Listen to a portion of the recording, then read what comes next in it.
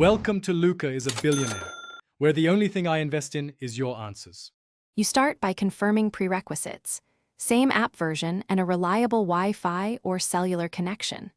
Sign in using the identical account or complete the app's account link flow so devices recognize one notification source. Once done, grant notification permission and background access. These allow real-time delivery.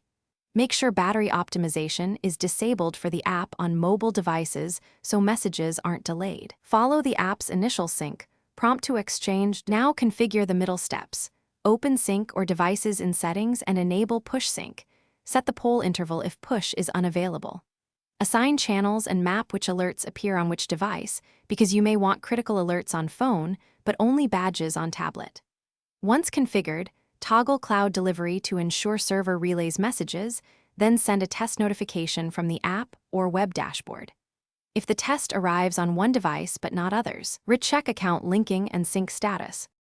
Finish by validating the final sync. Confirm the last successful sync timestamp and that every device appears in the linked device list. Once validated, perform a full restart of the app and devices to finalize background services. If notifications stall, clear the app cache and repeat the test. Make sure the app is updated to the newest version. Troubleshooting tip: if problems remain, relink the account on the problematic device and collect logs before contacting support so they can trace delivery failures. Thanks for watching and please subscribe. It's the best investment you'll ever make.